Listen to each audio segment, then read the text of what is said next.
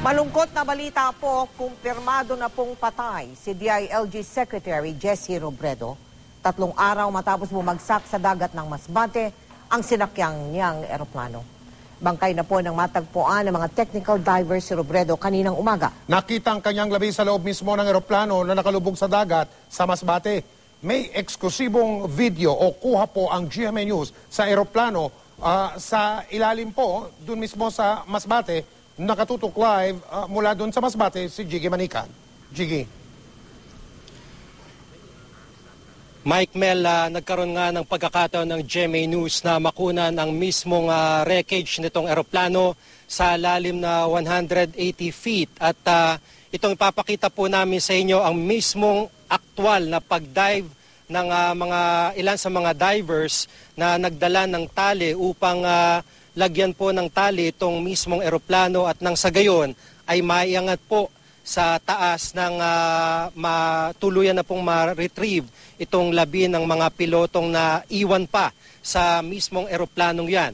Kung mapapansin nyo po, medyo may kadiliman na ang lalim na yan dahil hindi na po ito ganong nape-penetrate ng liwanag o ng sunlight, lalo pat sa lalim na may 53 meters ay medyo napakalalim na po nito at kinakailangan nga po ng mga technical divers na kung tawagin o yung masasa sa diving para po maabot ang lalim na yan. Makikita nyo po na yung mismong eroplano ay nakatihaya na at ang landing gear po niya ay nasa sa itaas. Ayon po sa mga technical divers, partikular po itong mga technical divers mula sa Philippine Navy, ay yung pong namataan po nila si Secretary Robredo kanina na nasa may pintuan ng eroplano. Kaya po madali po nila itong nakuha at hindi na po ito naka-seatbelt. Bagamat namataan din po nila yung piloto ng eroplanong yan at yun po ang sinisikap nilang iangat upang ma-recover na yung mga labi ng mga biktima.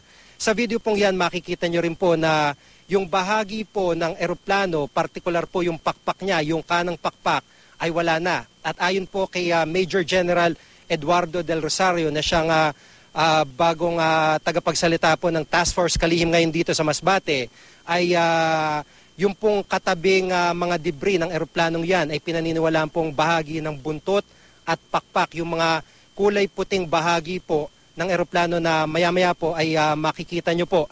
At ito pong sa pagkakataong ito, makikita nyo na sinisikap lagyan, puluputan ng tali ng mga technical divers ng Navy, kabilang po ang ilang foreign divers, particular po yung mga Korean divers na tumulong po sa sa salvage po ng eroplanong yan, ay sinusubukan po nilang talian yung eroplano. Naging tagumpay po yung kanilang pagtatali sa eroplanong yan, bagamat nung iaangat na nila, nung inaangat na nila eroplano, ay naputol po mismo yung isa sa malalaking lubid na kanilang ginamit.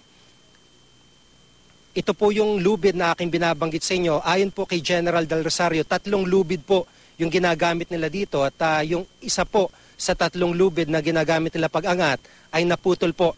Sa timeline po na ibinigay ng Navy Special Operations Group, lumalabas na halos 3 minuto lamang po bago po nila nabot yung kalaliman ng 53 meters na yan.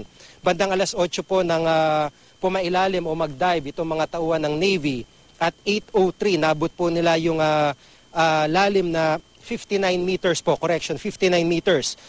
Bandang alas 8:04 ay inabot po nila o nag-reconnaissance sila, inikutan po nila yung eroplano at bandang alas 8:05 na ng umaga ay natagpuan po nila yung labi ni Secretary Robredo. Alas 8:07 po ng umaga ay naglagay po nila sila ng submersible equipment upang maiangat po yung labi ni Secretary Robredo.